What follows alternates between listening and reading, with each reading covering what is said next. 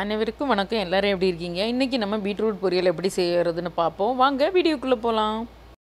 Fan சூடானதும் நம்ம தேவையான அளவு ஆயில் ஊற்றிக்கலாம்.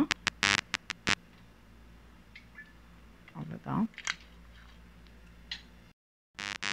சூடானதுக்கப்புறம் இதில் தேவையான அளவு கடுகு, கொஞ்சோண்டு தாளிக்கிற உளுத்தம்பருப்பு,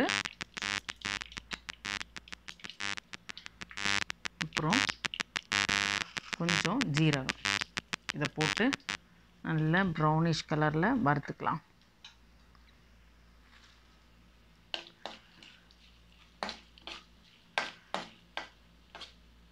இது நல்லா பொட்டினதுக்கப்புறம் இதில் கொஞ்சம் கருவேப்பிலை, ஒரே ஒரு காஞ்ச மிளகா தான், ஒரு பச்சை மிளகு, ஒரே ஒரு பச்சை மிளகு, கொஞ்சோண்டு வெங்காயம், பெரிய வெங்காயம், நான் ஒரு வெங்காயத்தில் பாதி தான் எடுத்திருக்கேன்.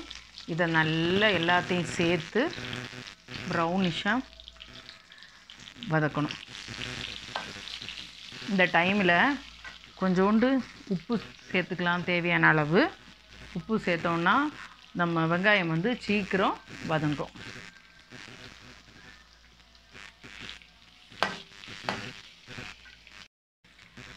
கொஞ்சோண்டு உப்பு கொஞ்சம் போதும். அப்புறம் ஏன்னா பீட்ரூட்டுக்கு கேரட் பொரியல், இந்த முட்டைக்கோஸ் இதுக்கெல்லாம் போடும்போது உப்பு ரொம்ப கவனம் நிறைய இருக்கிற மாதிரி இருக்கும். ஆனால் அது குவான்டிட்டியில் வரும்போது அது நல்ல வெந்து வரும்போது கம்மியாக இருக்கும். அதனால் ரொம்ப கவனமாக உப்பு போடணும். இப்போ ஃப்ரை ஆன பிறகு பீட்ரூட் போடலாம். பச்சை மிளகா ஒன்றும் காஞ்ச மிளகா ஒன்றும் போடும்போது இந்த ரெண்டையும் சேர்த்து போட்டு கேரட் பொரியல் வைக்கும்போது ஒரு தனி டேஸ்ட்டு கொடுக்கும். அதனால தான் நான் ரெண்டையும் ஈக்குவலாக ஒன்று போட்டிருக்கேன். வேணால் உங்களுக்கு கொஞ்சம் காரம் அதிகமாக வேணும்னா நீங்கள் ஒரு பச்சை மிளகோ இல்லை ஒரு காஞ்ச மிளகோ சேர்த்துக்கலாம். சரிங்களா? இப்போது நல்ல ப்ரௌன் கலராக அந்த ஆனியனும் அந்த காஞ்ச மிளகா எல்லாமே ஆயிடுச்சு. இந்த டைமில் நம்ம சீவி வச்சுருக்கோம்ல இந்த பீட்ரூட்டை இதில் போடணும். போட்டுட்டு தண்ணி எல்லாம் ஊற்ற தேவையில்லை. பீட்ரூட்டில் தண்ணி இருக்கும், அதுவே போதும். நல்லா இப்படி மிக்ஸ் பண்ணிவிட்டா போதும். நல்லா இப்படி மிக்ஸ் பண்ணி இப்போ அடுப்பை சிம்மில் போட்டு ஒரு 5 மினிட்ஸு நீங்கள் ஒரு மூடி போட்டு விட்டீங்கன்னா பெர்ஃபெக்டாக உங்களுக்கு வந்துடும். பார்த்தீங்களா?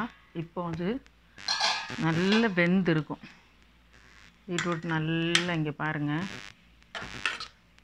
ரொம்ப எல்லாம் இதுவாக வேண்டாம். பாருங்கள், ஒரு சொட்டு தண்ணி விடலை. பீட்ரூட் நல்லா வந்துச்சு. இந்த டைமில் இதை நல்லா இப்படி டிவைட் பண்ணிவிட்டு இந்த இடத்துல பாருங்கள், கொஞ்சோண்டு ரொம்ப தேங்காயெல்லாம் இல்லை, அது ஒரு நல்ல தேங்காய் எல்லாமே செய்யலாம். இப்படியே இருக்கேன், அது எல்லாத்தையும் நடுவில் விட்டுட்டு இந்த தேங்காய் வெறும் ப்ளைன் தேங்காய் தான், நான் ஜீரகம் போட வேண்டியதை போட்டுட்டேன். விட்டுட்டு இந்த தேங்காவை ஃபுல்லாக இப்படியே வைக்க வேண்டியது. இப்படியே எடுத்து அப்போ அந்த தேங்காய் எல்லாம் தனியாக அந்த ஆவியிலே வெந்து ரொம்ப நல்லாயிருக்கும். கிளற எல்லாம் வேண்டாம். இப்படி வச்சுட்டு ஒரு 2 மினிட்ஸ் ஆகிடும். 2 மினிட்ஸ் நம்ம பார்க்கலாம். பாருங்கள், இங்கே பாருங்கள், பெர்ஃபெக்டான பீட்ரூட் பொரியல் ரெடி. இதை நீங்கள் இப்படி செஞ்சு சாப்பிட்டு பாருங்கள். மிக்சியில் தேங்காவை அரைச்சி அதெல்லாம் பண்ணவே வேண்டாம். நீங்கள் உங்கள் வீட்டில் இப்படி செஞ்சு பாருங்கள். எனக்கு ரொம்ப தேங்காய் வேண்டாம், ஒரு இதுக்காக தான் நான் போட்டிருக்கேன்.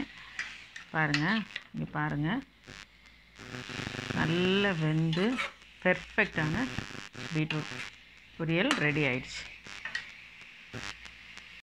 உங்களுக்கு இந்த ரெசிபி பிடிச்சிருந்தா MJS அம்மா ட்ரிக்ஸ் அண்ட் டிப்ஸ் சேனலை லைக் பண்ணுங்கள், ஷேர் பண்ணுங்கள், பக்கத்தில் இருக்கிற பெல் ஐக்கானை ப்ரெஸ் பண்ணி சப்ஸ்கிரைப் பண்ணுங்கள். நன்றி, வணக்கம்.